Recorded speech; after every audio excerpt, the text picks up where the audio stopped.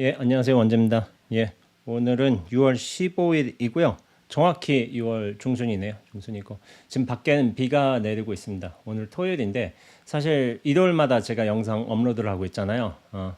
근데 이번 주는 좀 일이 많아서 좀 뭐를 영상 제작을 못하게 됐어요. 오늘 아침에야 이제 원고 준비하고 이렇게 저렇게 좀 할 이야기들 좀 짜고 해가지고 오후에 원고 제작이 끝나고 했어요. 근데 좀 전에 이제 비가 왔는데 비가 오고 있는데 계속해서 원래 요 근처에 사신 분이 등산 가시려다가 비가 와서 등산 포기하고 낮가을에 잠깐 오셔가지고 같이 커피 한잔 하고 이렇게 하고 가고 나서 이야기 정리를 지금 끝냈네요.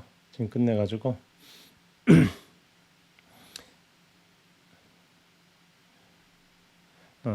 그렇게 하는데 이번에 오늘부터 제가 다루게 될 책은 신이 쉼표를 넣은 곳에 마침표를 찍지 말라라는 유시아 선생님의 글인 거예요.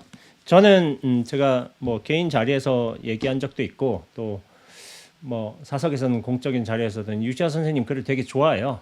말끔하고 깊이가 있고 감동도 있어요. 그러면서 교훈도 있고 모든 게 다 갖춰져 있어. 그래서 저는 유시아 선생님의 글을 좋아합니다. 근데 이제 유시아 선생님의 글의 특징이 뭐냐면은 항상 이야기 구조로 이어져 있어요.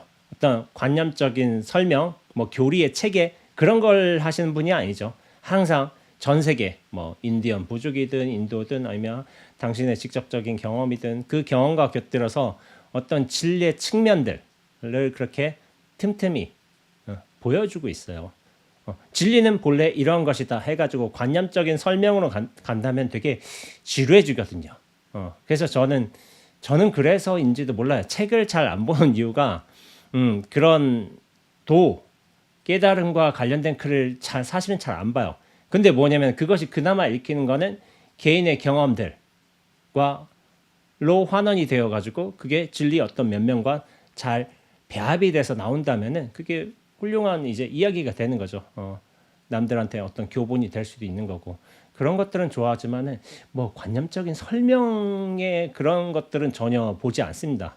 왜냐면 저하고 안 맞아요. 그리고 재미도 없고 감동도 없고 해서 어떻게 보면 제가 책도 안 봐요. 책도 안 보고 영상 법문도 안 됐죠. 그냥 그런 식의 뭐 법문들이 많을 수도 있죠. 법문들이 많을 수도 있지만 저하고는 그렇게 안 맞는 것 같아가지고 저는 뭐 그냥 제가 좋아하는 식대로 좀 보고 있는데 전 개인적으로 유시아 선생님을 굉장히 좋아합니다. 좋아하고서 글도 좋아하고 내용도 참 좋아요. 그래서 오늘 안 정해놨잖아요. 뭘 어떻게 할지. 그래서 그냥 이 책이 있었어요. 저한테 있어가지고 서문만 딱 봤어요. 서문하고 본문의 글 하나 봤어. 근데 본문의 글 하나 봤는데 이것도 이야기로 다룰 측면이 있어. 수행과 깨달음, 어떤 진리의 보편적인 요소와 관련되어서 다른 부분들이 분명히 있어. 근데 서문을 먼저 봐야 되죠. 그 다음 서문을 보니까 서문도 되게 좋아 해가지고 제가 서문을 토대로 해서 다시 이제 글을 짰습니다. 짜가지고 이렇게 방송을 통해서 설명을 해드릴 텐데 제가 유튜브 본문을 통해서 블로그나 페이스북 통해서 이렇게 제가 글들을 올릴 테니까 그걸 한번 항상 먼저 읽어보시고 나서 제 설명을 들으신 게 낫지 않을까 하고 생각하고 있습니다. 제가 아직 완전히 가래가 끊기지 않아가지고 가래 때문에 약간 기침이 나오는 경우도 있어요. 그래가지고 여기에 이 책에 굉장히 많은 이야기가 들어가 있어요. 이야기 개수로는 몇십여 개 정도 들어가 있는데 거기서 좋은 이야기들을 제가 나중에 선별해 가지고 또 유튜브 영상으로 제작을 할 겁니다. 근데 작가의 말이죠. 서문인데 서문을 제가 오늘은 읽어보면서 여기에 대한 좀 구체적인 예시, 사례들도 좀 곁들여 가면서 저희 어떤 글쓰기 입장 그런 것도 한번 얘기해 보도록 하겠습니다. 제가 바로 서문 읽어볼게요. 나는 이야기를 수집하며 살고 싶었다. 멋진 이야기들을 수집한 이야기들을 가방에 넣고 다니다가 적당한 순간이 오면 주의 깊게 듣는 귀에게 선사하고 싶었다. 마법에 흘린 듯 빠져드는 눈을 보고 싶었다. 모든 이의 귓가에 이야기의 씨를 뿌리고 싶었다. 이 말은 유시아 선생님의 언급은 아니고 마리암 마지디라는 이제 이란 출신의 프랑스 소설가 얘기인가 봐요. 이걸 언급해 오셨네요. 마리암 마지디. 이란에서 나셨는데 프랑스로 망명으로 오셨나? 이사로 오셨나? 그러셨을 수도 있죠. 근데 이제 이게 그런 거예요. 이야기의 힘이 굉장히 크죠. 이야기의 힘은 뭐냐면은 사람이 상상을 하면서 그 상황에 또 대입도 돼가면서 그것이 좋은 이야기라면 오래 각인이 돼요. 논리적인 해명, 설명, 뭐 구조적 이해 이런 것도 뭐 좋지만은 나쁜 건 아니지만은 이야기의 힘이 그만큼 나중에 회자될 수 있으리만큼 언급되고 그게 전해질 수 있으리만큼 굉장히 강력하다는 거죠. 그래서 저는 이야기를 굉장히 좋아합니다. 그래서인 것 같아요. 제가 다른 어떤 영성 생활을 추구하는 분들과 좀 차이점을 제가 찾아낸 적이 있어요. 발견한 적이 있어요. 영성 추구를 20대 때부터 해보셨던 많은 분들이 20대에 뭐가 왔어. 그러면은 영성책을 굉장히 많이 읽으셨어요. 이를테면 뭐 오쇼 라저니시라든지 누구지? 또 인도에 별의 교단 해체하신 분 갑자기 생각난다. 그거라 그 분이시라든지 아니면 뭐지 누구지 그 영상가들 많이 있잖아요. 제 이름도 요즘에 기억이 안 나요. 책을 안 봐서 그런 것 같아. 마하라지 라든지 그런 여러분들의 책들을 지두 크루시나무르티 그런 분들 그리고 뭐 우리나라에도 여러 영성에 관련된 그런 분들이 계시잖아요. 그런 분들의 책 보면 굉장히 논리적이에요. 관념적이고 그런 특성들이 있어요. 근데 제가 예전에 봤으면 그 책들이 이해했을 것 같지는 않다는 생각은 들어요.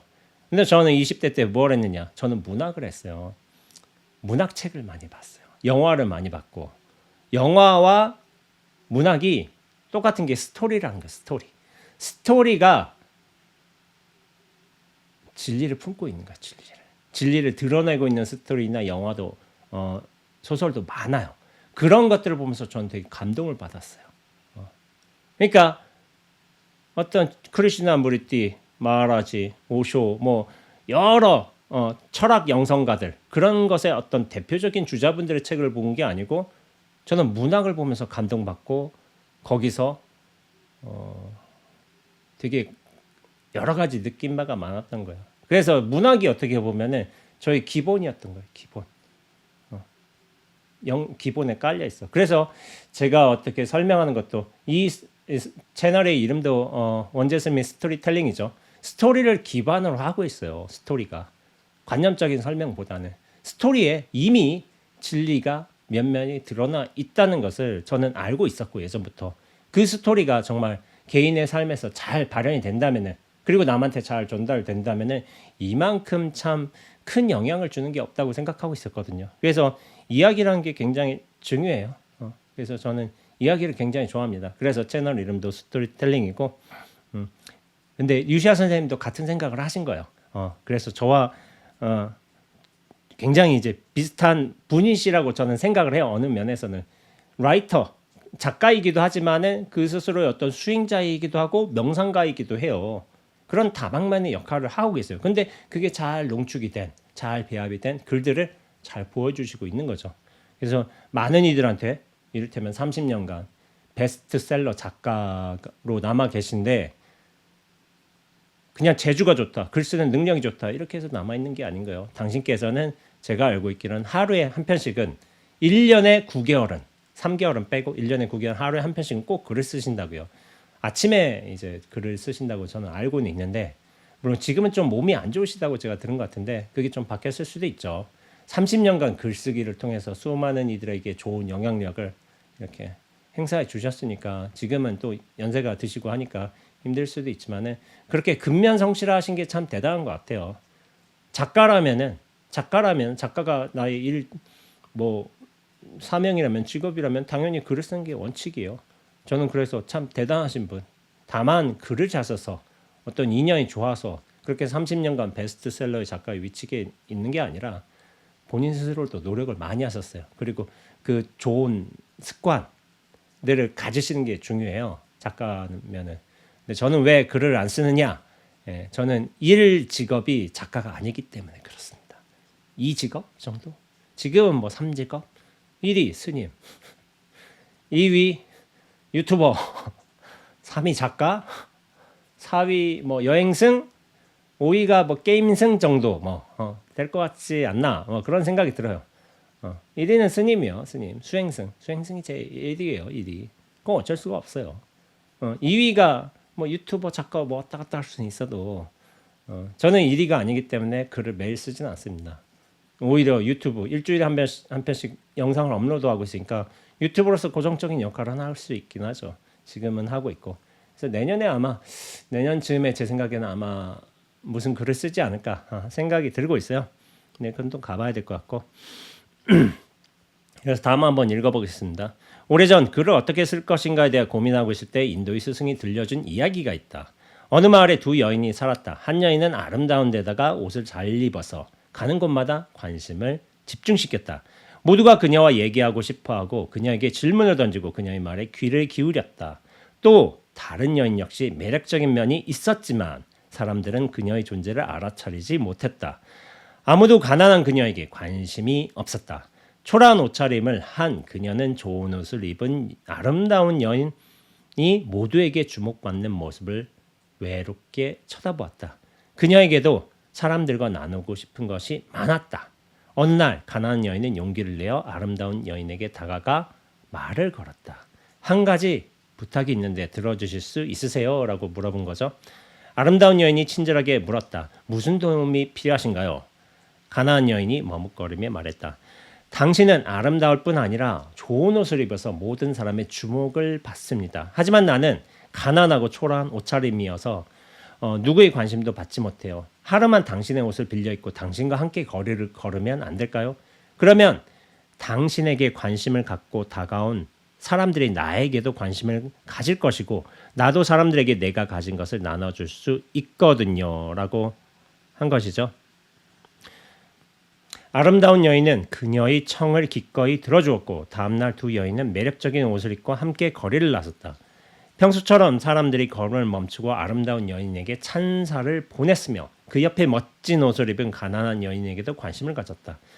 함께 거닐면서 아름다운 여인은 항상 가난한 여인과 대화를 나눴고 그녀는 많은 질문을 던지면서 가난한 여인이 세상 사람들에게 말하고 싶어하는 것들에 깊은 흥미를 느꼈다.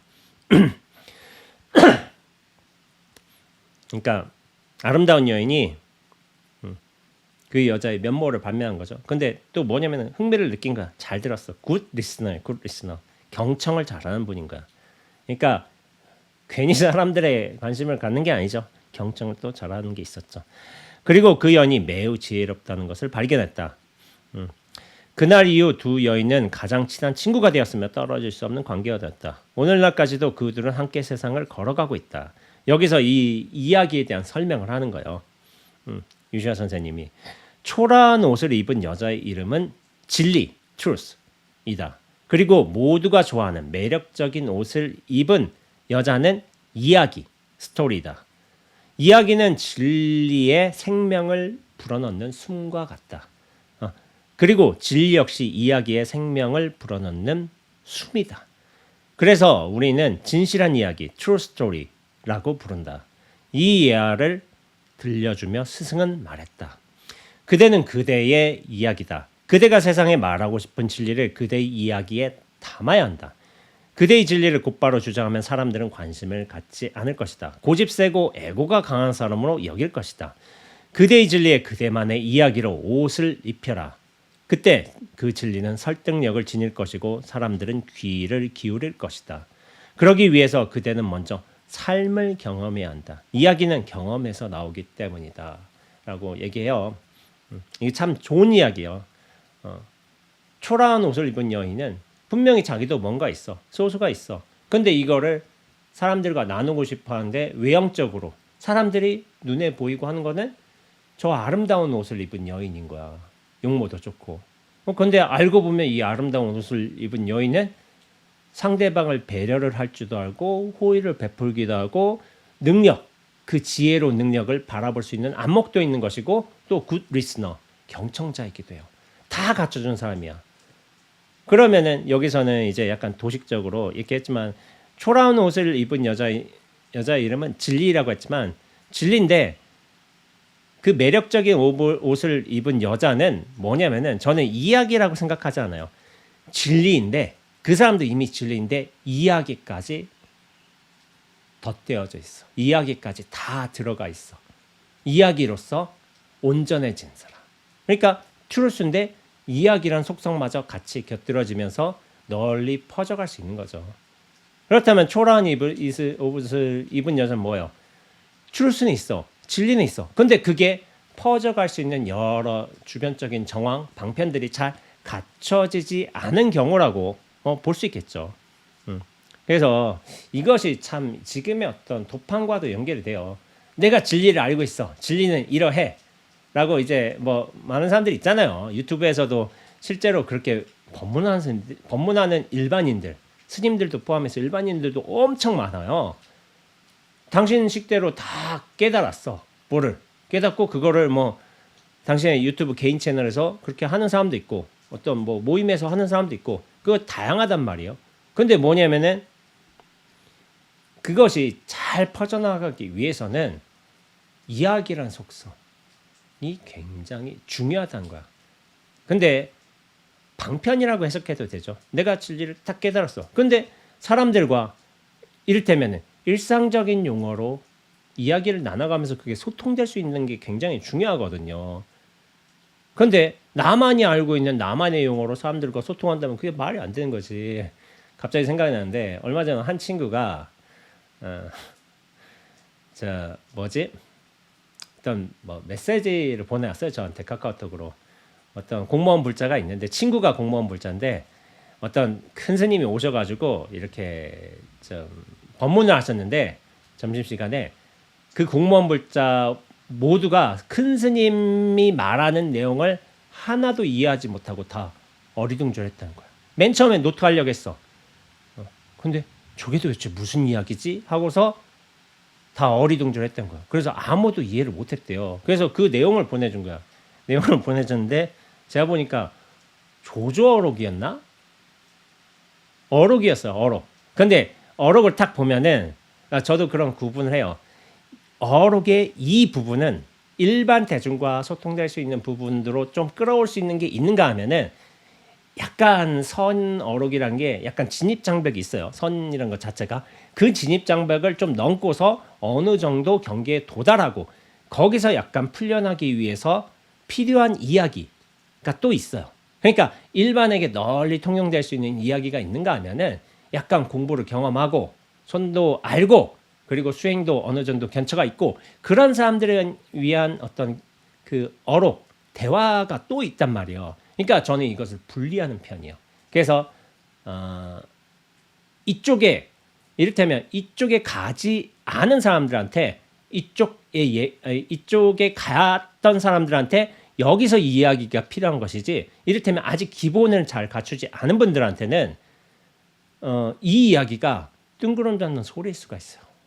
그리고 용어를 봐봐. 절집 용어가 쉽나? 또 선적 용어들 봐봐요. 그런 용어들이 다 쉽나? 일반 불자님들이 어떻겠어요? 그런 어떤 선을 엄청나게 공부한 분들은 별로 없어요. 그러면 뭐냐면은 일상적인 수준의 그런 보편적인 수준의 이야기로 정해가지고 그거를 보편의 요소에 사람의 어떤 마음, 일반 상식에 맞게끔 전달해 주는 게 어떻게 보면 굉장히 효율적이에요.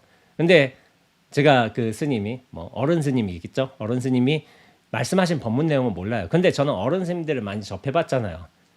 근데 당신들 절에서는 맨날 이제 이를테면은 1000년 전 어록들 그런 용어들 불교 선적 어떤 비유들 그런 것들을 많이 쓰셔서 서로 소통은 되겠지만 일반 공무원 불자들이 그걸 알겠냐고요. 모른다고요. 그래서 대기설법인 거예요. 사람들의 수준과 상황에 맞춰가지고 그거를 진실성 있게 풀어주는 것이 중요한 것이지 내 어떤 학식이나 내 어떤 견처를 자랑하는 수준으로 언어적으로 상식을 벗어나서 그렇게 가면 안 된다고 저는 당연히 생각하고 있죠. 이게 기본이야, 기본. 근데 뭐냐면은 그 불자님들 아무도 이해를 못했대요. 저게 무슨 말을 하는 건지 전혀 종잡지 못하는 거야. 그러면 사실은 법문을 하신 분이 잘못한 거예요.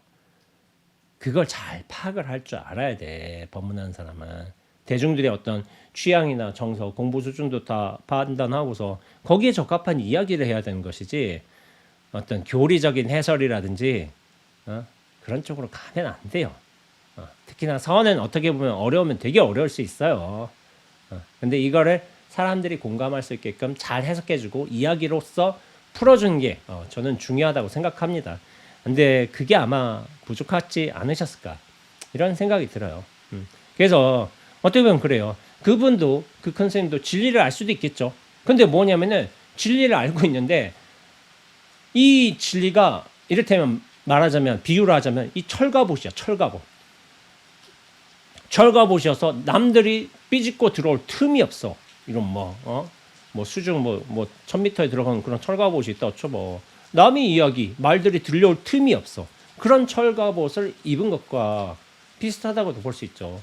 그러니까 사람들이 이야기를 알아들 수 있게끔 그런 옷의 비유지만은 사람들이 관심을 가지게끔 여기에 대해서 질문을 할 수 있게끔 그런 이제 그러니까 그런 옷을 입는 것도 되게 중요한 거예요. 이것이 방편법이라고 한다면은 언어, 논리, 언어 논리에 있어서 그리고 상식, 비유, 어떤 문학성, 어떤 진정성 그런 여러 방편들이 내 옷처럼 이것들이 잘 방편을 갖춰서 사람들에게 전달될 수 있으면 좋은 거죠. 그 중에 제가 제일 중요하게 생각하는 건 뭐냐면 진정성이에요. 진정성. 저 사람이 진짜 자기 이야기를 하고 있다. 그렇다면은 사람들은 귀를 기울이게 되어 있어요. 왜냐면 진짜를 느끼거든.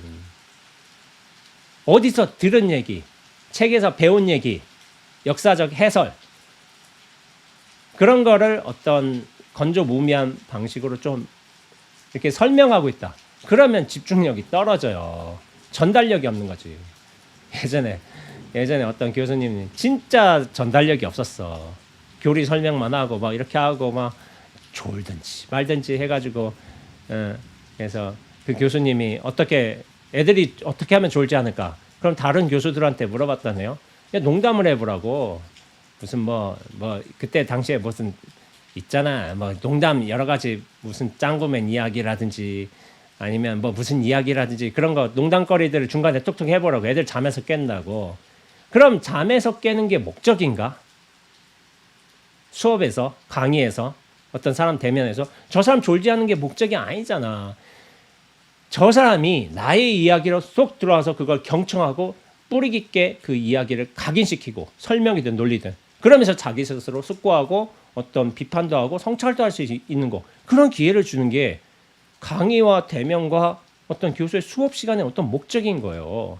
근데 뭐냐면은 강의를 잘 한다고 해서 이게 그렇게 한 사람도 있지만은 저는 그렇게 생각해요. 전 이야기를 들을 때도 강연 같은 걸 볼 때도 저 사람이 진짜 자기 이야기를 하고 있는가 그게 어떤 저의 관심을 끌게 하는 제일 중요한 요소예요. 1요소. 거기서 느껴지는 거예요. 근데 이거는 꾸밀 수 있는 게 아닌 거예요. 저 사람이 진짜 이야기를 하고 있다. 그럼 자연스럽게 관심이 가지고 거기에 대해서 쏙 빠져들게 되고 거기서 의문도 하게 되고 그러면서 성찰도 하게 되는 거예요. 어떤 스킬의 문제가 아니라고. 물론 스킬로서 사람들의 관심을 끌어들일 수도 있어. 그게 효과도 있어. 근데 뭐냐면 오랜 동안 내 생각에 내 관념에 오랜 동안 기억되고서 그것이 어떤 성찰의 요소로 남는가? 그건 별개의 문제라도요. 그러니까 제가 어떤 한 강연자는 그래요. 스킬이 굉장히 좋아. 사람들의 이야기의 흐름으로서 그걸 탁 끌어당기고 감동도 주고 이제 그렇게 하는 분들도 계세요.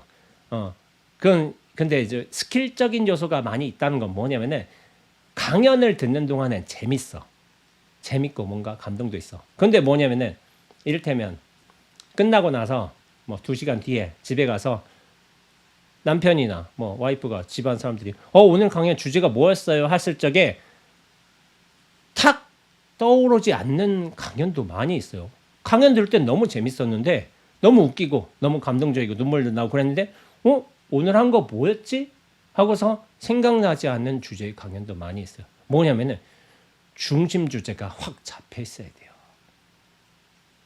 그게 이야기로서 힘을 얻어야 돼. 그래야만 나의 어떤 깊은 의문으로서 자리 잡을 수 있는 것이고 어떤 삶의 방향성으로도 매겨질 수도 있는 거예요. 근데 그게 없다면은 그 순간만 재밌는 거야. 이건 약간의 뭐 과장을 보태지만 오락영화 같아요. 오락영화 많이 있죠. 물론 그 순간 재미있다니까 킬링 타임이라니까 그게 무의미하지는 않아요.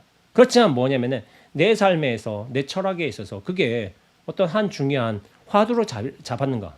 모두가 화될 필요는 없지만은 깊은 어떤 변화를 줬는가. 그건 별개의 요소라도. 그러니까 중심 내용은 반드시 있어야 돼요.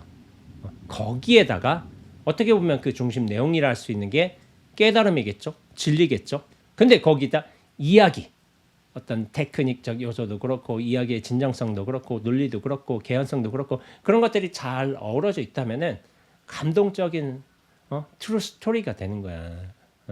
그래서 그 트루 스토리가 굉장히 잘 살아난 것이 저는 20대 저한테는 소설이었어요. 소설이었고 그리고 영화였어요. 지금도 영화를 좋아하죠. 매주 수요일에 그렇게 영화 평을 하고 있지만은 나중에 제가 책으로 만들 겁니다. 만들게 될 거지만은 그런 준비 작업인 거예요. 근데 여러분들하고 함께 이야기 나눠가면서 이렇게 소통되는 측면도 굉장히 좋아요. 저 역시도 연구도 해보고. 근데 어떤 영화라는 걸 굉장히 좋아해서 그렇지만은 관념적인 설명으로 분석으로 하면은 그거 참 재미없어. 영화 평하는 사람들이 그런 사람들이 있는데 저는 그러지는 않을 거예요. 않을 거고 제 방식대로 해볼 거지만 진짜 이야기가 돼야 된다고 저는 생각을 하고 있어요. 그래서 제가 여기서 또 얘기를 더 해보자면은 언젠가 며칠 전에 제가 쇼츠를 보다가 인스타 쇼츠를 보다가 제가 인스타 쇼츠를 많이 봅니다. 요즘에 어떤 시류의 어떤 분위기를 알고 싶으면 인스타를 봐야 돼요. 인스타를 보면은 사람들의 어떤 생각하는 거, 시대의 흐름을 알 수가 있어요. 근데 스님들이 좀 떨어지는 게 인스타를 안 해. 요즘 사람들이 어떻게 생각하고 어떻게 살아가는지 그 면면을 좀 파악하려고 인스타 쇼츠를 봐야 돼요. 근데 스님들이 안 한다니까. 저는 다행히 보고 있어요. 근데 이제 그 얼마 전에 제가 본 영상 중에 하나가 저를 굉장히 감동시켰어요. 눈물 찔끔 나더라고요. 그게 뭐냐면은 자기 반려견이 있어. 꼬마애가 남자애가 반려견이 있는데 노래를 불러요. 그 개가 늙었죠. 노견이 됐죠. 죽는 날에 그 친구를 위해서 노래를 불렀어요. 근데 그 노래를 듣고 나서 몇 초 안 돼. 30초도 안 돼요. 근데 정말 눈물이 났어요. 이 영상 한번 제가 보여드릴게요. Can't go on and tear me apart. I don't care if you do.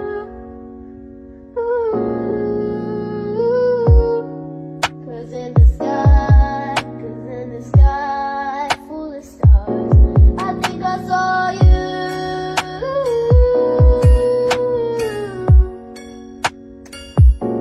I think I saw you.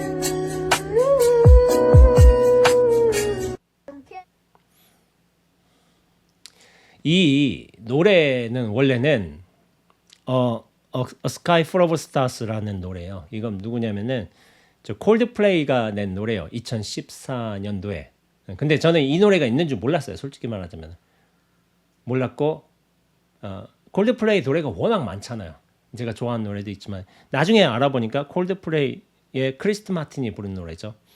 근데 생각해 보세요. 크리스 마틴이 노래를 잘 부르겠어요? 이 친구가 노래를 잘 부르겠어요? 크리스 마틴이 당연히 더 잘 불러요. 근데 뭐냐면은 단 30초도 안 되는 이 노래를 들으면서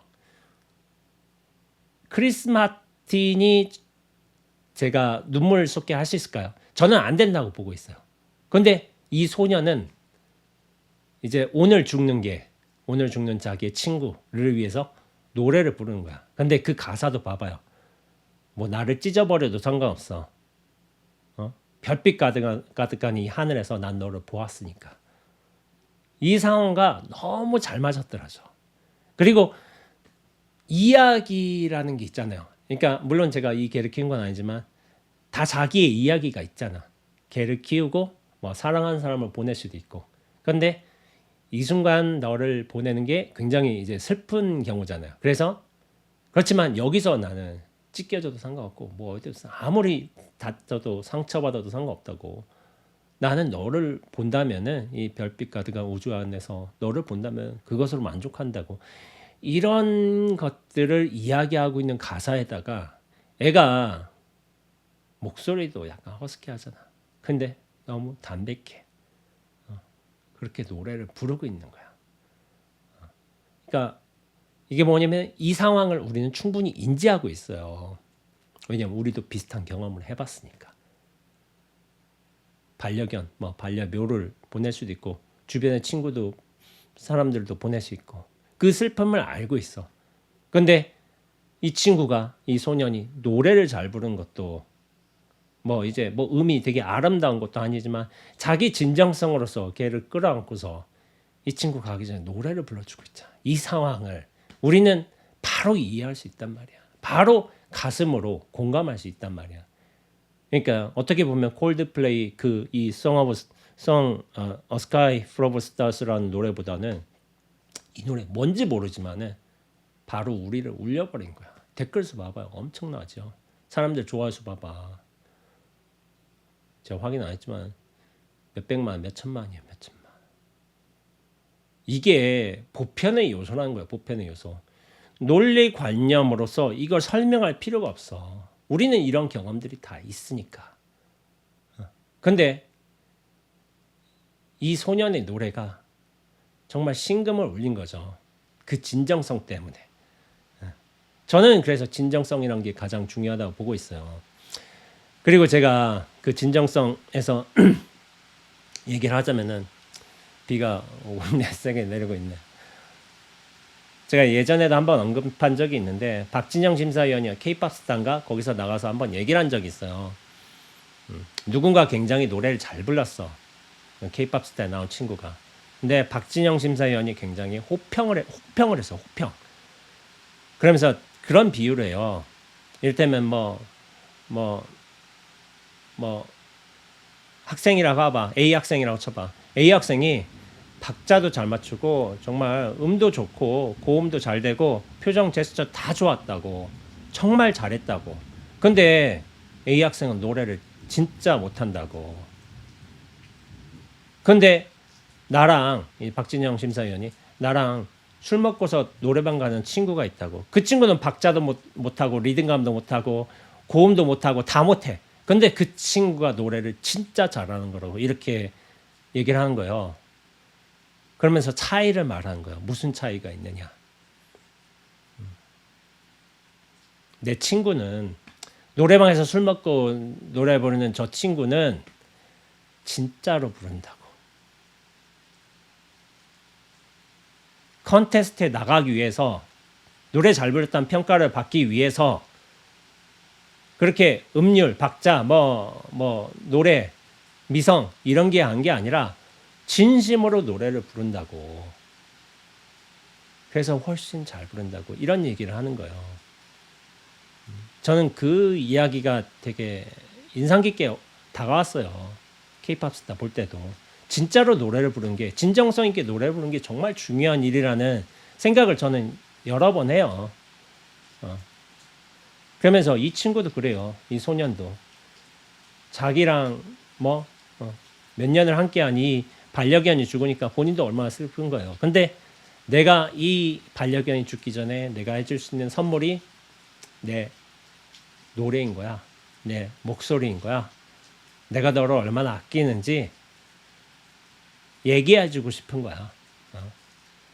그래서 되게 감동을 받았던 거예요. 저는. 여러분들도 아마 그러시라고 생각을 해요. 근데 이 노래도 이게 원본이 있어요. 원본에서는 이 친구 원래 반주 없이 노래를 부르죠. 당연히 혼자서 이렇게 끌어안고. 근데 이 영상을 보고 누군가 감동을 받은 거야. 하면서 이 원본에다가 피아노 연주하고 박자를 넣어버렸어요. 그러니까 어떻게 됐냐면은 원래도 그 순수하고 아름답던 노래지만 그 감동이 훨씬 더 배가 됐어요. 배가. 그러니까 제가 이 원본도 찾아봤어요. 원본이 있어요. 근데 그거는 그냥 그 피아노 연주하고 박자 그게 없었죠. 근데 이게 있으니까 훨씬 더 그 감동이 커지는 거야. 울려 퍼지고 목소리도 키우고 해가지고. 와, 이게 정말 대단하구나. 사람의 심금을 울린다는 게 저는 그런 것 같아요. 그리고 제가 얘기하지만은 이거는 설명을 하는 게 아니잖아요. 그냥 바로 듣고 바로 이해하잖아요, 사람들이. 저 노래 가사 이해 못해도요, 다 아는데도 사람들이 느낀대도. 그래서 이게 참 이야기의 힘인 거예요. 내가 진정성을 갖고 있다, 진리를 알고 있다 하더라도, 그것이 진정성이라는 이 옷을 입으면서 목소리로 드러나면서, 그리고 그 진정성에다가 박자나 피아노 선율이나 어떤 가사 해석이나 여러 방편들, 그런 것들과 합쳐지면서 감동이 전이가 되는 거죠. 전이가. 이것이 바로 이야기의 힘인 거야. 상징적으로 말하자면은. 그래서 이 이야기 듣고 저 굉장히 이 쇼츠 보고서 몇 번 봤어요. 눈물 나더라고. 저를 뭐 T라고 제가 얘기를 하긴 하는데, 굳이 변명을 해볼까? 저는 T 성향이 많아요. 근데 뭐냐면은 그 F, 억지 감정, 그 뭐지, 최루성 영화 뭐 이런 게 있잖아요. 전 그런 거 되게 싫어요. 사람들 눈물 쥐어짜겠다는 의도성을 가지고 만들어진 영화들 있잖아. 그런 일테면은 억지로 이야기 꾸며가지고 뭐 옛날에 그런 영화 많았지. 엄마 가지 마 하고서 엄마는 막 눈물 훔치며 가고, 막 이제 그런 80년대 영화들 많았잖아. 최루성 영화들. 그리고 뭐 이를테면 무슨 방의 기적 같은 뭐 이런 영화들 뭐 많잖아요. 근데 너를 반드시 울리겠다, 그런 의도성을 가지고서 들어온 영화들에 관해서는 전 별로 좋아하지 않아요. 순수하게 드러나야지. 이야기 자체에서 그게 드러나야지. 예. 저는 그게 좋은 영화라고 보고 있어요. 그렇다면은 삶의 경험과도 연관관계가 있어야 돼요. 자연스러워야 되는 거예요. 누구나 느낄 수 있고 특수한 상황이어서 그런 게 아니라, 저는 그렇게 생각하고 있어요. 그리고 제가 얼마 전 쇼츠 이야기를 한번 해볼게요. 제가 이렇게 세계일주 책을 예전에 썼었죠. 세계일주 책도 그런 과정에서 쓴 거예요. 세계일주 책이 그냥 제 세계일주 책이라고 생각하는 사람도 있어요. 여행하고 뭐 보고 느끼고 뭐 그런 거 생각할 수 있죠. 근데 저는 어떤 의미에서는 이 세계일주라는 게 하나의 수행기가 될 수 있다고 저는 생각을 했어요. 그러니까 이거를 수행기로 보는 사람도 있어요. 단순한 견문록이 아니라. 왜냐하면 개인이 어떤 성찰을 통해, 경험을 통해, 어떤 사색을 통해, 그리고 자기 수행을 통해서 이것이 의식이 점점 확대되어가는 어떤 형식으로 보는 사람도 있어요. 그리고 제가 그것을 틈틈이 그렇게 써놨어요. 사실은 그렇게 보신 분들도 있어요. 근데 세계일주 그런 내용이겠지라고 생각하고서 보면은 전혀 다른 내용이 나온단 말이에요. 근데 뭐냐면은 저는 그렇지만 책은 재미가 있어야 돼요. 재미가. 근데 재미있으려고 하든 뭐가 되는 줄 알아요? 자기 경험이에요. 무조건 자기 경험이 들어가야 돼요. 물론 타인의 경험을 잘 끌어와서 재미있을 수도 있어. 근데 내가 세계일주를 했잖아. 그럼 내 경험이 잘 들어와야 돼. 그게 재밌는 책이에요. 저는 책들을 잘 안 보는 이유가 재미가 없어서 안 봐. 솔직히 말하자면. 재미가 하나도 없어. 개념, 논리 설명. 그게 뭐가 재미야? 하나도 재미없지. 그런 거 안 봐요. 그런 거 안 보고 재미가 있는 거에 대해. 근데 자기 진정성으로 자기 경험을 드러내 놓는다든지, 어떤 진정성이랑 기반을 갖고 다른 이야기를 잘 끌어온다든지, 그러면 훌륭한 스토리텔러가 되는 거지. 그런 게 굉장히 중요한 거예요. 근데 제가 세계일주 책 쓸 적에 그런 방편을 해서 그런 것을 중점을 해서 썼는데, 어떤 책 보는 사람, 책만 보고 교리만 파는 사람이 있어요. 그리고 더군다나 초기 불교만 해. 오로지 초기 불교만 옳다, 다른 건 가짜다. 네, 그런 주장을 하는 사람이 있어요. 딱 가면은 이게 얼마나 참 건조하게 산다 그럴까? 어떤 문제가 생겼어. 회사와 뭐 직장 후배 간에 어떤 뭐 사건이 생겼어. 그러면은 그 사건에 관해서 거기에 도움이 될 만한 부처님의 뭐 내용, 부처님 교리에 내용 맞지마니까 어디 해가지고 그거를 탁 얘기를 해. 그럼 또 다른 상황이 생기잖아. 어떤 부부 관계의 문제점, 어떤 특수 상황에 대해서 또 부처님의 무슨 안구 따르니까 어디 탁 해가지고 해. 그러면서 해석을 해. 그러니까 이게 저는 참, 야, 저런 사람도 있구나 생각하거든요. 이게 뭐냐면은 문제가 생겼을 적에 경전으로 들어와. 또 이게 경전으로 들어와. 부처님은 이럴 때 이런 말씀을 하셨다 해가지고 뭐 그 태도가 나쁜 건 아니야. 근데 뭐냐면은 그런 태도를 30년 하면 안 된대도요. 30년이면은 이 부처님의 경전 내용이 나의 삶으로 쑥 들어와야 돼요. 예? 쭉 들어와서 내가 굳이 이 문제 상황에 대해서 다시 한번 경전 들어가고 이 문제 상황에 다시 한번 경전 들어가고 이 반복이 이 작업이 반복되면 안 돼요. 그냥 내 삶에서 부처님의 가르침을 다 수용해가지고 다시 경전으로 돌아가지 않아도 될 만큼 그렇게 평정하고 고요하고 지혜로운 삶을 영위해야 되지 맞는 거예요. 세상의 문제는 끊임없이 이루어지잖아. 이런 문제 저런 문제 터지고 언제까지 경전으로 내가 나이 50 넘어 60 넘어 70 넘어가지고 그렇게 해야 되냐고. 아니래도 제가 주장하는 바는 그런 거예요. 그래서 수행은 너무 오래 하면 안 좋은 거야. 빨리 흡수를 해야 돼. 이 어떤 연속적인 이 작업들을 오래 하면 안 좋은 거예요. 10년 안에 제가 그래서 얘기하는 10년 안에 다 끝내야 돼요. 어지간하면 큰 거는 다 끝내야 돼요. 완전히 끝난다. 저는 20년이라고 보고 있습니다. 20년 돼서 수행이 안 되고 깨달음이 없다. 예, 안 돼요. 어쩔 수 없어요. 아니, 세상 사람들이 수많은 사람들이 도를 깨닫겠다고 뭐 이제 어떤 방식으로 수행도 하고 절집에도 들어오고 밖에서 부단히 닦고 하면 그럼 다 도인 되나? 안 그래요. 그런 일 없습니다. 인연이 잘 갖춰져야 돼요. 자기 스스로의 어떤 진실성 모습도 진실성의 요소도 잘 부합이 되어 있어야 되고 그렇죠. 그 연습 작업을 너무 오래 하면 안 돼. 내가 발심을 했다 한다면은 그때 10년 안에 끝내야 돼요. 끝내야 된다고 저는 주장을 하고 있습니다. 20년 해서 완전히 정리하고 그럼 20년부터 뭐 하느냐? 가르쳐야 돼요. 상대방한테 좋은 이야기를 여기식으로 얘기했지만 이야기를 전달해 주면서 감동도 주고 교훈도 주고 자기 성찰의 기회도 주고 그런 역할을 해야 되는 거야. 물론 내가 그런 역량이 갖춰져 있다면은 그렇게 해야지. 근데 역량이 없는 사람 있잖아. 아까 전에 말한 사람.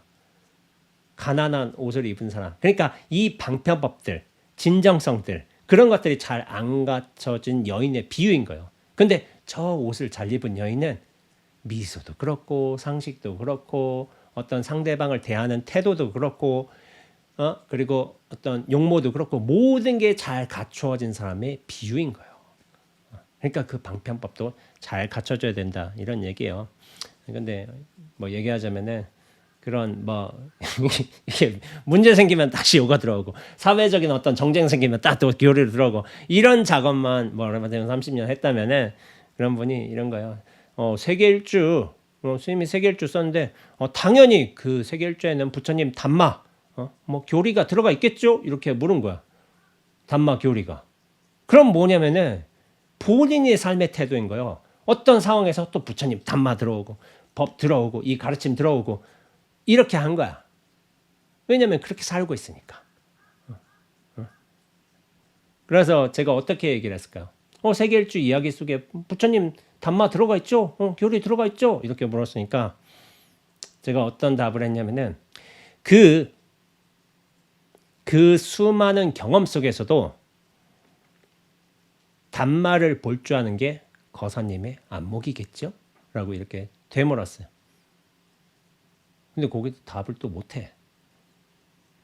제가 만나는 수많은 사람들, 수많은 경험들, 수많은 느낌들 거기 안에서도 법을 볼 수 있다면 진리를 볼 수 있다면 그것이 바로 거사님의 안목이겠죠. 삶에서 삶의 경계와 순간에서 사람들과 만남에서 여러 사건에서 진리를 볼 줄 알아야 돼요. 그게 내 안목인 거야. 그 부처님의 가르침을 나의 안목으로 승화시켜야 되는 것이지 이 사건 터졌을 때 또 부처님 말씀 찾아보고 요거 터졌을 때 요거 찾아보고 이거 아니라니까. 이 생활이 끝나야 돼요. 끝나야 되는 거. 자기 체화를 이루지 못하니까 그런 일을 계속 반복하는 거야. 이 거사님 같은 경우는 무슨 일이 있었냐면은 당신이 이제 초기 불교를 하셨잖아요. 초기 불교만이 부처님의 진정한 가르침이다. 그런 주장을 하는 거야. 뭐 주장은 할 수가 있지. 뭐 상관없는데. 근데 뭐냐면은 대승을 하는 사람들, 선을 하는 사람들은 다 가짜다. 이거는 변질된 거다. 부처님의 교리와 위배된다. 뭐 이런 식의 또 주장을 해. 뭐 그런 어리석은 사람도 있어요. 그래서 온갖 이제 대승의 논사들을, 대승의 어떤 가르침을 설한 사람들 내가 다 부처님의 초기 교리로서 다 격파하겠다. 이런 뭐 다짐을 세웠나 봐. 그러면서 한때, 그것도 몇 년 전인데, 한참 전인데, 대승, 선을 이야기하는 사람들 채널을 가가지고 다 이제 비판 댓글, 초기 불교, 이건 왜 잘못되었는가, 무슨 니까야도 가고, 무슨 니까야 가고, 이렇게 해가지고 이렇게 하는 거야. 그러다가 나중에 어떤 사람들의 반대도 그렇고, 대승의 또 논리를 펴는 사람들, 선을 공부한 사람들이 바본가? 바보들이 그렇게 공부해서 1000년간 이렇게 수많은 대승의 어떤 선의 종장들이 나오고 기량성 같은 깨달은 사람들이 나오고 그런 일이 벌어지나요? 절대로 아니에요. 1000년간, 1000몇백 년간 그렇게 그 깨달음의 전통, 수행, 문화 전통이 그렇게 이어진다. 다 이유가 있어요. 이유가. 절대로 그렇지 않대도. 그리고 진리란 것도 제 입장이지만 시대, 지역, 사람, 상황에 따라 수많은 형태로 변모하는 게 진리인 거예요. 그 골수가 같은 것이지 그 모습이 똑같다고 볼 수는 없는 거야. 중국에선 중국의 선이라는 전통이 부처님의 교리가 가르침이 깨달음이 선과 융합이 돼서 그렇게 선이란 하나의 문화 양태로서 생활 양식으로서 수행 형태로서 그렇게 나온 것이지. 부처님 초기와 똑같은 모습일까? 아니에요. 절대로. 그러니까 선은 독특한 문화예요. 깨달음 양식이기도 하고. 근데 그게 우리나라와 맞는 거야. 그러니까 선불교가 그렇게 들어온 거라고. 그런 것도 이해를 해야지. 근데 이를테면 부처님 당시에 하던 것만 진짜다. 그 가르침만 진짜다. 그런 거 뭐 있다고 쳐. 그럼 초기 불교가 그런가? 제가 얘기하잖아요. 이미 논증이 됐잖아. 고증이 됐잖아. 지금의 초기 불교는 초기 불교가 아니에요. 부처님 당시의 설법이 아니래도. 왜냐하면은 그 초기 불교의 부처님 교설, 가르침의 내용들이 문자화되기 시작한 건 5, 600년 지나서야. 그 스리랑카에서 처음으로 이제 뭐 이파리에다 글 써가지고 이렇게 해서 그게 남은 건데 그전에는 이 글 형태로 쓰지 못했어요. 오로지 구술의 형태로 전달이 됐을 뿐이야. 그러니까 구술을 한 사람이 그걸 기억하고 나머지 사람들이 외우고 이 전통으로만 계승이 됐어. 근데 뭐냐면은 구술을 한 사람도 그 외운 사람도 나중에 그것을 까먹게 되는 경우가 있고 또 혼동하는 경우도 있고 그렇단 말이에요. 그리고 어떤 인간적인 요소가 들어갈 수도 있어요. 구술 전통이 원년하고 500년 뒤하고 똑같냐? 그런 경우는 절대로 없습니다. 없어요. 500년 뒤에 기술된 거 가지고 그게 초기 불교에 가장 유사하다. 근사하다. 500년이라니까. 500년은 그 근사 유사하고 거리가 너무 멀어요. 그럼 그 초기 불교 나중에 했다 하더라도 나중에 또 저기 뭐 미얀마 가고 어디 남방 가면서 거기서 수많은 또 부파에서 또 논쟁이 일어났어. 거기서 뭐가 선택이 되고 뭐가 좀 벌어지려고 하고 뭐 이게 싸워. 논쟁이 벌어져. 근데 그게 그 논쟁을 통해서 나중에 나오던 결과물들이 이것이 초기 불교다. 이게 말이 되냐고. 말이 안 되는 소리예요. 그러니까 초기 불교 하는 분들이 항상 앞에 이제 전제로 까는 게 그런 거야. 부처님 교설과 가장 근접하다. 가장 가깝다. 이런 전제를 항상 깔고 있어. 근데 그게 500년이야. 500년. 500년은 가깝다고 해서는 안 됩니다. 많이 달라졌어요. 많이. 그리고 제가 뭐 여러 가지 제 연구를 한 건 아니지만 그런 연구한 분들 얘기 들어봐도 수많은 내용들이 더 들어갔어요. 더 들어가는 거. 절대로 부처님 교설은 그렇게 길고 복잡해질 수가 없다 이거예요. 왜냐면 구전 암송 전통이기 때문에. 근데 나중에 문서화되면서 다 바뀌는 거야 이게. 제가 나중에 가을에 보현사에서 법문할 때도 6조 단계에 관해서 한번 이야기를 할 거예요. 6조 단계에 관해서 한번 이야기를 할 건데 다 경전도 바뀌어요. 그거를 인정하고 들어가야 돼. 근데 뭐냐면 초기 불교하는 사람들 중에 좀 모자란 사람들이 뭐냐면 나만 진짜다 이렇게 얘기를 하는 거예요. 이거 바보라니까. 진짜는 하나만 아니야. 우리만 진짜를 공부하고 있다. 어리석은 소리예요. 진짜는 그 모두한테 나타나요. 다만 그 상황, 인연, 역사, 뭐 개인의 성품이라든지 환경적 조건, 지리적 조건 그런 것도 영향을 미치면서 다양한 형태로 발현이 된다고 저는 믿고 있습니다. 이게 맞는 것이 내가 하는 것만 진짜다. 이게 얼마나 큰 독단이냐고. 저는 불교를 공부하고 있고 불교 교리도 익히고 있고 저는 불교 수행을 따라서 수행의 삶도 살아왔고 하지만은 불교만이 진짜다. 불교만이 진리를 갖고 있다. 다른 종교 가짜다. 이거 세상 어리석은 소리예요. 그렇다고 제가 선불교 했지만 선만이 오직 진리다. 아니라니까. 다른데 왜 진리가 안 나타나냐고. 그러니까 이 관용성, 여유가 없는 거야. 어떤 의미에서. 이 초기 불교 하는 분들 중에 그런 분들이 좀 많아요. 그러니까 좀 약간 좀 삐리하다고 생각하고 있어요. 개인적으로는. 야, 머리가 좋아도 저렇게 어리석을 수 있구나. 그런 생각을 해요. 너무 당연한 건데 약간 독단에 가로막힌 사람들이 있어요. 근데 그거는 체화가 안 돼서 그렇다고 저는 생각하고 있어요. 진정한 자기 체화가 있다면 마음이 허공을 품을 정도로 이렇게 확 열려져 있다면 그 모두가 진리로 들어오겠죠. 이 빗소리도 진리로 들어오지 않겠어요? 이 선선한 바람도 진리로 들어오지 않겠어요? 이것이 진리로서의 삶인 것이지. 겨우 이제 뭐 문제 생기면 요 니까야 돌아가고 요 돌아가고 이거 돌아가고 이거 얼마나 한심한 삶이냐고. 30년 동안 그런다면 제가 얘기하잖아요. 10년은 그렇게 할 수도 있어. 정말 노력하고. 근데 그게 30년, 40년, 50년 이어지면 안 된다고 얘기를 하는 거예요. 체화가 돼야 된다고. 이렇게 한 거예요. 그래서 이 니까요 공부하신 이 거사님 같은 경우도 있어. 대승에서 논사들하고 다 싸웠어. 저한테도 한번 왔었어요. 그래도 몇 차례 깨졌어. 뭐 이런 것도 그런 경험 중에 하나죠. 뭐 세계일주의 경험 속에서도 진리를 볼 수 있다면 그게 거사님의 안목이겠죠. 여기서 말을 못해. 여기 뭐 니까요 가면 뭐 여기에 대해서 어떻게 대처하라 그런 뭐 없었나? 말을 못해. 몇 차례 깨졌어요 저한테. 몇 차례 깨졌는데 그 다음부터 끊더라고. 페이스북 친구를 끊더라고요.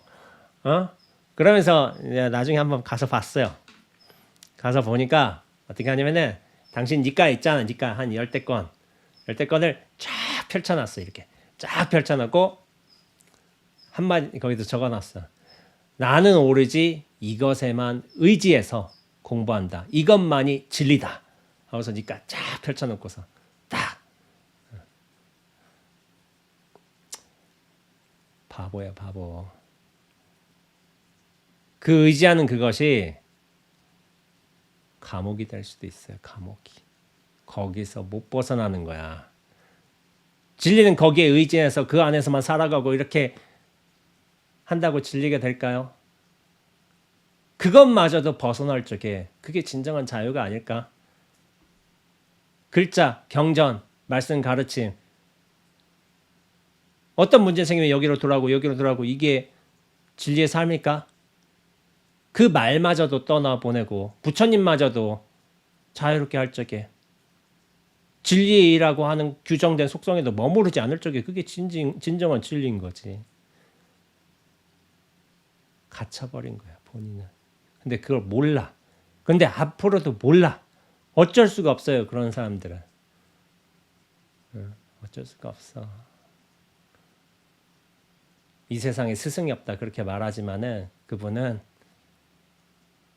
오직 부처님의 가르침만 스승으로 삼는다. 아닌 거예요. 엄청난 아상을 가지고 있어요. 자기보다 니까야를 잘하는 사람 있나? 없지. 그러니까 스승이 될 사람 있나? 없지. 근데 세상에 스승이 없겠나? 반드시 있어요. 스승을 못 받아들이는 거지. 이 한계야 한계. 그 경전 내용에 글자의 내용에 갇혀버린 거야. 이게 나를 자유케 할까? 아니야. 나를 구속하게 해요. 근데 그거를 그분은 모를 거예요. 그래서 그런 게 있어요. 그래서 제가 뭐 할 얘기 또 좋아하는데요. 지금 얘기를 많이 해서요. 말이 길어 말이 원제는. 이러면 안 되는데 죄송합니다.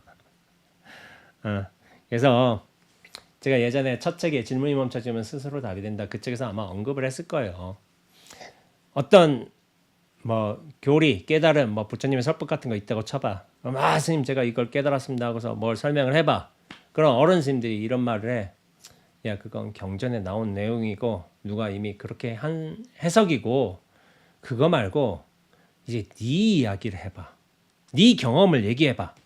어디서 들은 거, 익힌 거, 배운 거 그런 거 말고 너 자신의 이야기를 해보라고. 그게 맞아요. 진리가 누군가 설명하고 배우고 익히는 그런 과정도 필요해요. 근데 결국에는 내 삶의 모습으로 경험으로 이렇게 드러날 때야 의미가 있어. 근데 나라는 인연처는 다 달라요. 사람마다 다 똑같지가 않잖아. 이 천년 전에 이제 중국 조사들이 겪었던 경험의 어떤 특성하고 나 지금 뭐 왜 그거하고 다르대도 물론 그 보편은 똑같지만은 비유가 되면 어떤 스님이 비유를 통해서 화두 딱 일령에 들어갔을 적에 쥐가 솥불에 들어간 것과 같다 뭐 이런 식으로 비유를 하는 거야. 근데 쥐가 솥불에 들어갔다라는 이야기가 원래 예스님들이 하는 말이야. 쥐가 솥불에 들어간 듯이 엄짝달싹 못하는 듯이 그 물론 설명한 거 좋아. 근데 진짜 자기가 그런 딱 의문에 의단 하나에 딱 가로막혀가지고 이도저도 못한 상황을 들어간다면은 자기만의 진실한 자기만의 특수한 경험이 있다고. 옛 그 묘사들을 따라할 필요가 없다고요.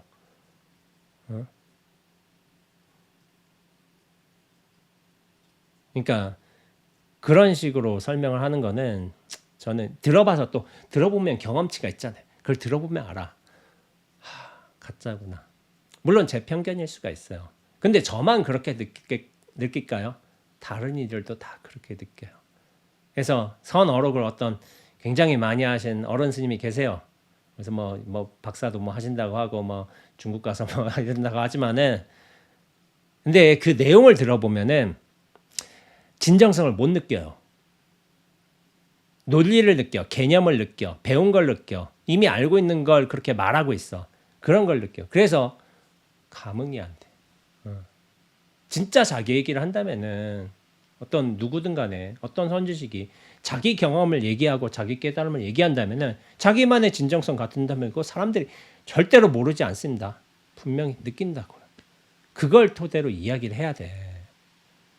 배운 거 들은 거 말해봤자 소용없어요. 배움이 부족한 게 아니고 익힘이 부족한 이 어디서 들을 내용이 부족한 시대가 아닌 거야. 근데 그런 거를 주로 하는 거는 참 아쉽지 않나 이런 생각이 들어요. 그래서 저도 그래요. 저 진정성 있게 이야기한다면 누군가는 분명히 그런 걸 들어줄 것이고 그리고 그렇게 진정성 있게 이야기하는 사람은 저한테도 귀가 싹 들어오는 거죠. 뭐지? 그러니까 저도 제 감인 거예요. 뭔가 진짜를 이야기하고 있다. 이런 감. 이런 감이 있는 것 같아요. 그래서 너무 오랫동안 했는데 또 한번 얘기를 해보죠. 나는 이야기를 지어내는 작가가 아니라 이야기를 모으는 작가이고 싶었다. 소박한 문체로 인간과 삶에 대한 통찰을 전하는 이야기들을. 나로서는 큰 행운이었지만 인도에 처음 갔을 때 만난 영적 스승은 진리의 가르침을 다양한 이야기에 담아 전하는 데 뛰어났다. 그가 들려주는 이야기를 듣기 위해 전 세계에서 수만 명의 구도자가 모였다. 삶에 대한 의문의 실타리를 풀면서 이야기의 실 하나를 풀어내면 또 다른 이야기의 실이 따라 나오곤 했다. 시대가 변해도 남아있는 것이 있다. 우화는 삶에서 무엇이 소중한지 일깨우고 인간의 본성을 이해시킨다. 그래서 세상을 더 경이롭게 여기도록 인도한다. 여행하던 마법사가 개울에서 보석을 발견했다. 도중에 그는 허기진 여행자를 만났고 보따리를 풀어 음식을 나눠주었다. 여행자는 보석을 보더니 그것을 달라고 했다. 마법사는 주저하지 않고 주었다. 여행자는 자신의 행운을 기뻐하며 떠났다. 그 보석이면 평생 걱정 없이 살 수 있을 터였다. 그러나 여행자는 며칠 뒤에 돌아와 마법사에게 보석을 돌려주며 말했다. 이 보석이 얼마나 값진지 알지만은 당신이 내게 훨씬 더 귀중한 무엇인가를 줄 수 있다는 생각이 들었습니다. 보석을 선뜻 내어줄 수 있게 만든 당신 안에 그 무엇을 내게 주세요. 마법사. 이게 재밌죠? 여행하던 마법사가 결국은 개울에서 돌을 주었대. 보석을 주는 거죠.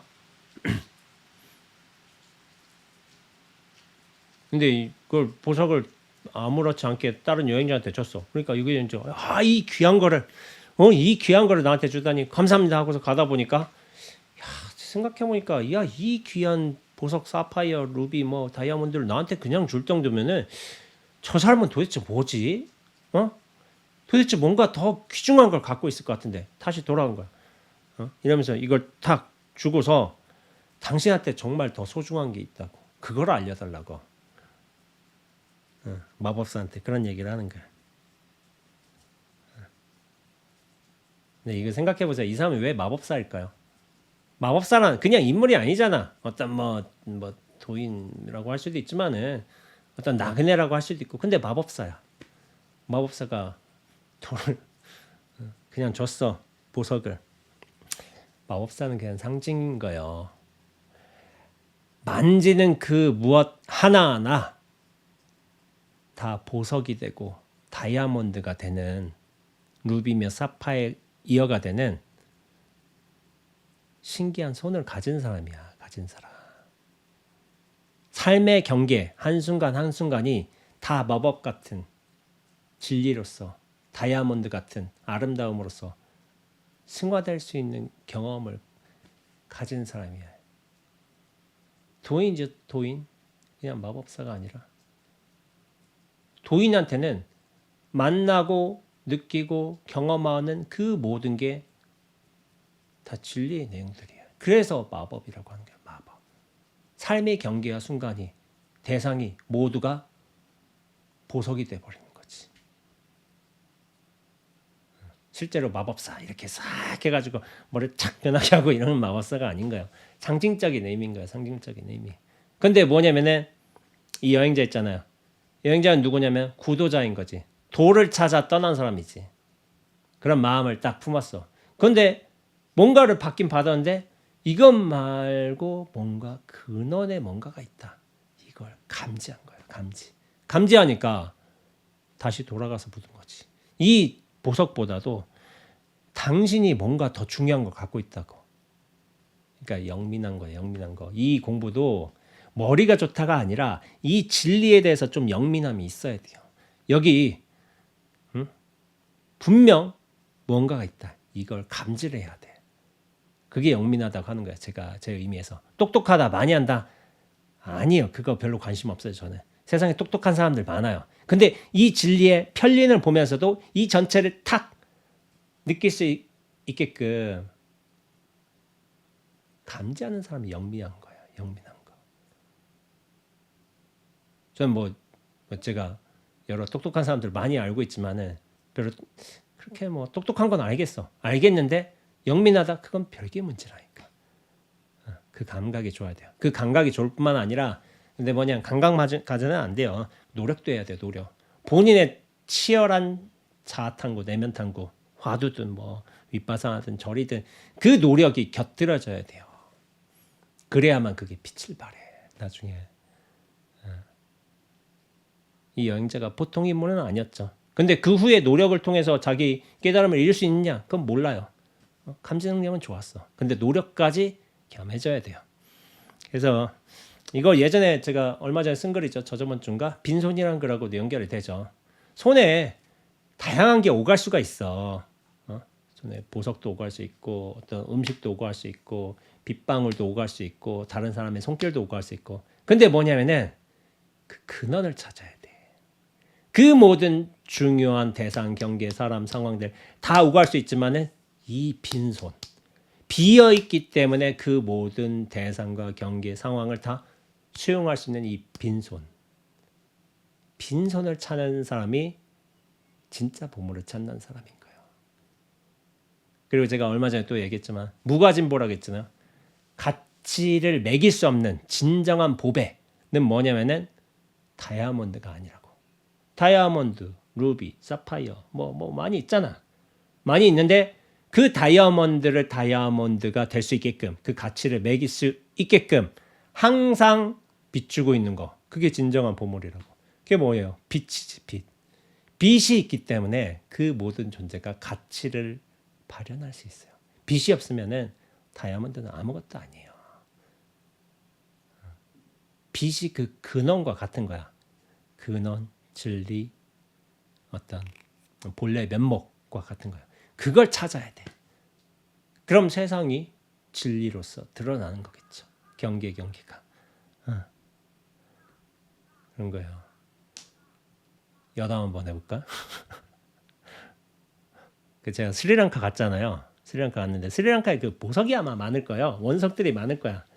원석들이 많은데 제 아는 분이 같이 뭐 거기 그 한국 분을 만났어요. 스리랑카 원석을 딱 봐가지고 뭐 했겠죠. 공정 통해서 이렇게 잘 연마를 했겠지. 그러니까 막 엄청나게 부른대. 한 $1,000 부른대. $1,000 잘 해가지고. 근데 너무 이쁘대. 너무 이뻐서 혹한 거 딱 보이잖아. $1,000 살까 말까 고민해. 근데 너무 비싸서 뒤들어가려고 해. $700. 응? 근데 너무 비싸. $700만 해도 뭐. 그러면 나중에 이렇게 가다가 $400까지 갔대. 결국에 $400에서 돌아왔는데 고민인 거야. 내려와서 정할 수도 있잖아. 내려와서 살 수도 있잖아. 그러니까 친구한테 그걸 영상을 보냈어. 나 이거 루비인지 사페아인지 뭐 모르겠지만 이거 너무 이쁘다고. 너무 사고 싶었다고. 이렇게 하니까 친구가 그런 걸 보냈대요. 한국에서 팔고 있는 사파이어 이미 이제 완성품 같은 거 딱 보여주니까 더 싼 거야. 30만 원에.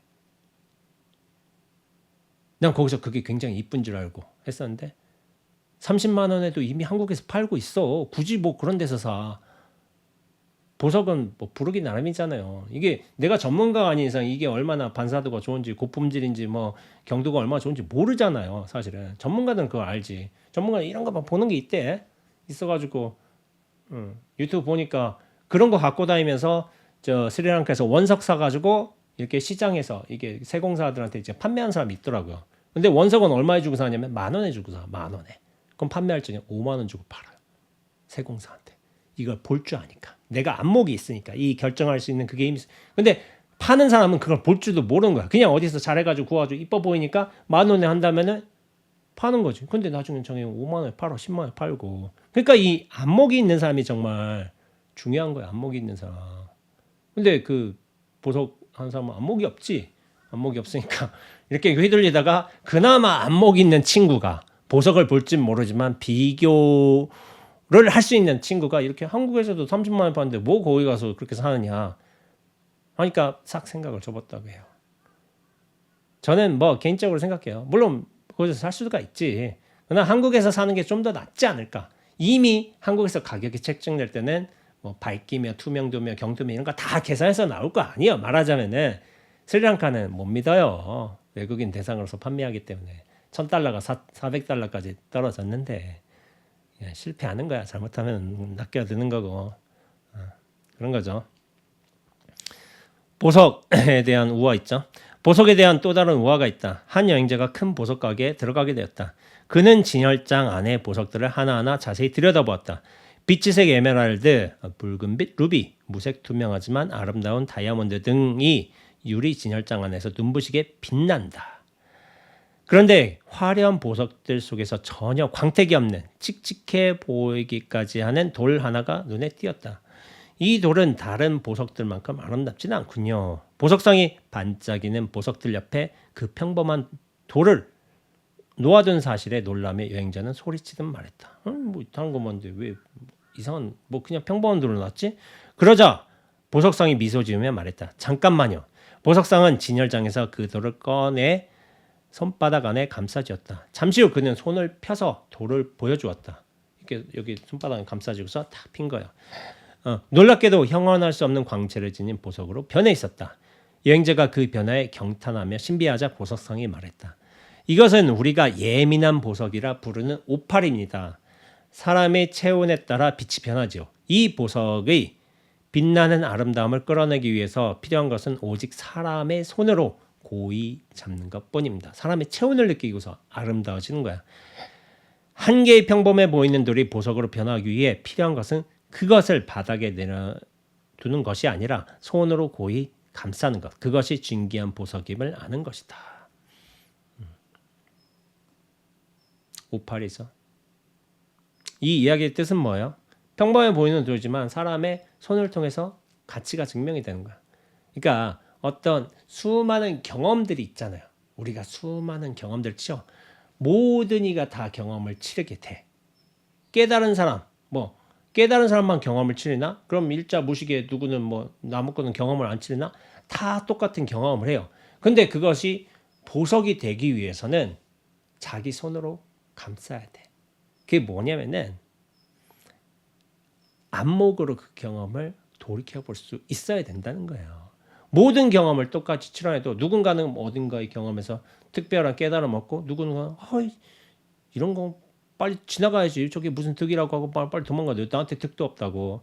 그러니까 그 안목, 관심이 있어야지만 그 경험이 진정한 깨달음으로써 이루어질 수 있는 그 경험들로 바뀌는 거예요. 제가 얘기하잖아요. 대부분 그랬어요. 이를테면 저 같은 경우에 그게 깨달음은 아니었지만은 군에서 15분 차이로 삼소대 친구들이 둘이 죽었어요. 제가 떠나고서 15분 차이로 AB에 그러니까 다리 수송하는 장갑차가 덮쳐가지고 죽었어요. 그 경험을 치르고서 어떤 의미에서 저한테는 나의 죽음이 시작됐어요. 나의 죽음. 왜 저희들은 죽었고 나는 죽지 않았을까? 이유가 뭘까? 참 쓸데없는 질문이죠. 왜 저희들은 죽고 왜 나는 살아났을까? 이유가 뭘까? 죽음이란 도대체 무엇일까? 고통이란 무엇일까? 대부분은 이런 고민을 안 한다고 저는 생각을 해요. 야, 살았으면 산 거지. 그게 무슨 중요한 요소야. 안 죽고 안 다치고 그렇게 잘 전역했으면 좋은 일이지. 물론 그건 맞아. 근데 뭐냐면은 그 의문을 하면서 저는 저의 죽음이 시작되었다고 이야기를 하고 있어요. 의문을 통해서 되는 거예요. 대부분의 사람들은 야, 몸 다치지 말고 성하게 군대 전역하는 게 최고다. 물론 맞아. 맞아. 그렇지만 사람들이 관심 없어 보이는 것에도 자기 안목을 통해서 자기 관심을 통해서 그 가치를 보여줄 수도 있는 거예요. 아무렇지도 않은 건 아니죠. 그 친구 둘이 죽었으니까. 근데 그것을 나의 경험으로, 삶으로, 깨달음으로 승화시킬 수 있는 하나의 어떤 길들이 도처에서 우리 인생의 도처에서는 다 마련돼 있어. 근데 그거를 다 무시하고 지나가. 왜냐하면 우리한테는 성공, 돈, 명예라는 명확한 목표가 있으니까 거기를 위해서 가야 돼. 나라는 존재의 진정한 의미를 찾는데 시간을 쓰진 않아요. 그게 일반적인 우리들의 삶이죠. 그래요. 진리가 전해지기 위해서는 그리고 이 비유는 그래요. 사람이 필요해요. 사람의 손길이, 사람의 관심이, 안목이 그렇게 필요한 거예요. 똑같은 경험치를 하더라도 그 사람의 어떤 진정성, 자기 철학, 그리고 다른 사람들한테 전해주기 위해서는 그런 관심의 요소, 어떤 사람에 대한 온기의 요소, 그런 것들도 잘 갖춰져 있어야지 이야기로서 잘 만들어질 수 있는 거예요. 감동도 주고. 우리는 저마다 독특한 이야기들이다. 재밌죠? 우리는 이야기들이래. 맞아요. 주장이나 이론보다는 가슴 속에 보석 같은 이야기를 간직한 사람이 더 온전하게 인간적이다. 그 이야기가 잊혀지지 않으면 우리도 죽지 않는 것이다. 불멸이죠, 불멸. 이야기는 죽지 않아요. 사람은 죽어도. 언젠가 한 영적 스승이 호박벌의 예를 인용한 것을 들은 적이 있다. 한 번은 호박벌이 날아다니다가 열려있는 꿀단지를 보았다. 흥분한 벌은 꿀단지에 뛰어들어 한껏 꿀을 맛보았다. 꿀단지 밖으로 날아가면서 그 벌은 다른 벌들에게 무슨 일이 일어나는지 알려주었고 그 과정에서 몇 방울의 꿀이 그의 입에서 다른 벌들에게 튀기 시작했다. 다른 벌들에게는 믿을 수 없는 일이었다. 벌들은 그저 한 마리의 벌의 열정과 행동 때문에 꿀을 얻고 있었다. 마찬가지로 우리가 무엇인가에 대한 깊은 애정을 갖고 있을 때 그것을 모든 사람과 나누고 싶은 것은 자연스러운 일이다. 나는 그 호박 버리고 싶다.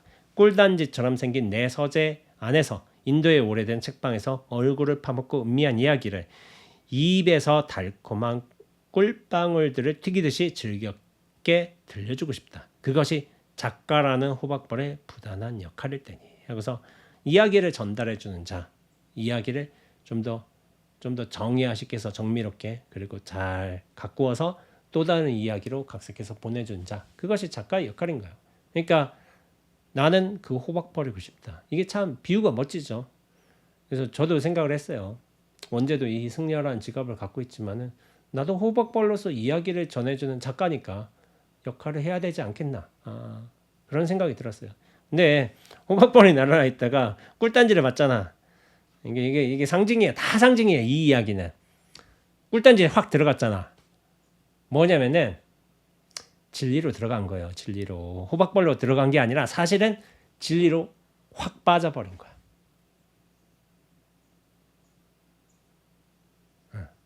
빠져버린 거지. 이게 또 체화도 됐어요. 체화도. 그래서 딱 나왔는데 꿀들이 막 튀겨. 옆에 전염이 돼. 막 전염이 된 게 아니라 전염은 나쁜 말이지. 이게 꿀들이 튀기면서 다른 사람들이 꿀을 느끼기 시작해. 뭐지? 이게 뭐냐면은 진리를 체화한 사람을 비유한 거야. 진리를 체화한 사람. 말을 하는데 행동을 보이는데 야, 나 저쪽에서 꿀 봤어. 근데 뭐냐면 체화했기 때문에 저 제스처가 달라져. 그리고 말을 하는데 이전에 야, 저 내가 알던 호동이가 아니야. 호박벌 호동이가 아니야. 지금 예전하고 달라졌어. 제가 말투도 달라졌어. 그리고 뭐 하면 뭐 느낌 팍팍 와. 향기가 나. 그렇게 된 거야. 진리가 언어로서 행동으로서 가슴 속에 이야기로서 전달이 되는 거예요. 이걸 꿀통에서 확 빠졌기 때문에 나란 존재도 잊혀져 버리면 그 진리에 훅 들어가 버렸기 때문에 나중에 말하는 거에서 행동하는 거에서 그리고 전체적인 분위기에서 무언가 진리를 스며내고 있는 거예요. 그럼 그 사람들이 느낀대도요. 이거를. 여기서는 형식적으로 뭐 입에서 입을 튀겼다고 하잖아. 꿀 튀기면 뭐 좀 보통은 침이 튀기지만은 그래서 뭐 제가 얘기하다가 침 튄다고 더럽다고 하면 안 돼요. 이런 방식으로 촉 하면서 진리도 이렇게 오는구나 이런 식으로 느끼면 대단한 공부인이죠. 더러워 하면은 뭐 그럴 수도 있겠지만은 뭔가 촉 튀기고서 뭔가 탁 느껴지면 더 좋은 거야. 더 좋은 거. 그러니까 이게 꿀을 튀겼다고 하지만은 진리가 그렇게 자연스럽게 발현이 된 거예요. 그리고 주변에 영향을 미친 거야. 다 느끼게끔. 무언가 설명할 수 없지만 그걸 비유한 거예요. 그러니까 유시아 선생님도 호박벌이라고 하지만은 뭐 좋게 보자면 저는 워낙 유시아 선생님을 훌륭한 작가 선생님으로 보고 있고 또 구도자 영성가로 보고 있으니까 그런 진리들을 이런 비유로서 설명해 주시는 거예요. 이걸 모르셨을까? 당연히 아시죠. 그래서 그런 거예요. 그래서 이야기를 수집하고 이야기를 또한 진리로서 또 체화하고 전달해 주는 게 호박벌의 역할이고 유시아 선생님의 역할이라고. 그리고 제가 또 저도 이렇게 그런 꿈을 가질 수 있잖아요. 그런 원대한 꿈을 포부를 가질 수 있으니까 저도 그렇게 이야기의 형태로 전달해 주는 게 저의 역할이 아닐까 그런 생각이 들어요. 제가 앞으로 이제 책을 쓰겠지만은 책이 이론적인 설명 같은 거를 저는 쓰지 않을 가능성이 큽니다. 그런 거를 저 말고 이미 다른 분들이 많이 하고 있어요. 많이 하고 있기 때문에 굳이 제가 할 필요가 없어요. 근데 저는 다른 사람들이 하지 않은 어떤 삶의 구체적인 경험들을 통해서 진리가 슥슥 배어나오는 그런 것들을 쓴다면 저는 훨씬 좋다고 생각하고 있습니다. 물론 제 역량이 모자랄 수 있어요. 근데 글쓰기를 통해서든 삶에 대한 성찰을 통해서든 타인에 대한 관심을 통해서든 이런 게 점차적으로 증장은 되고 있는 과정인 것 같아요. 그러면서 그런 것들을 쓸 거예요. 저는 이야기를 쓸 거예요. 삶의 이야기를 쓸 거예요. 근데 진리가 이런 것이다 해가지고 이렇게 이야기를 끌어와서 쓰는 게 아니라 그 진리가 충분히 녹아들어 있는 어떤 삶의 경험들을 이야기로서 잘 풀어낸다면은 그런 것들이 사람들이 분석하지 않아도 논리적인 어떤 뭐 도식을 세우지 않아도 가슴으로 교감하고 이렇게 퍼져가고 그러면서 자기 스스로도 정화가 이루어지는 그런 일들이 벌어지고 있다고 생각해요. 그리고 그런 결과들이 제 주변 분들한테서 이미 나타나고 있었습니다. 예전부터. 그래서 그거에 대한 확신이 생긴 거예요. 그래서 아마 저도 책을 계속 내겠지만은 영화에 대한 뭐도 하겠고 다른 이제 이야기도 또 써낼 거예요. 이야기지만은 진리의 자리에서 자신이 들어가 있다는 이 온전한 확신을 가진다면 그러면서 인연에 맞게끔 산다면은 단순히 말하고 표현하는 게 아니라 그것이 어떤 진리의 언어이고 몸짓이고 생각이고 어떤 에너지, 기운일 수도 있고 어떤 관계일 수 있다고 생각을 해요. 그런 차원에서 저도 이제 수행을 하겠죠. 예, 뭐 그렇게 되겠습니다. 예, 오늘은 이야기는 진리의 옷이라는 주제로 제가 했어요. 이야기를 잘 갖추는 게 자신만의 방편법을 잘 갖추는 게 사람들을 어떻게 좋은 영향력을 행사할 수 있는 게 그리고 진리에 대한 감각도 있어야 되고 노력도 필요하고 그리고 진정성이란 요소 노래 부르던 소년처럼 참 그 진정성 하나가 모든 것을 다 포함하는 거예요. 그 진정성 하나로 이렇게 하면서 여러 가지 얘기를 해봤는데 자기의 삶으로서 자기의 이야기로서 진리를 전달할 줄도 알아야 된다고 저는 생각하고 있습니다. 저도 그런 부단한 노력 과정이 있으니까 잘 지켜봐 주시고 당마해 주시면 좋겠습니다. 예, 오늘 이야기는 여기서 마치고요. 앞으로 저는 이 책 좋아해요. 읽지도 않았는데 좋아해요. 읽어보면 좋아하겠죠. 그러니까 이 책에 관해서 앞으로 이제 몇 가지 더 언급하면서 수행에 관해서 진리 깨달음에 관해서 한번 엮어가면서 이야기로 잘 만들어 보겠습니다. 예, 수고하셨습니다.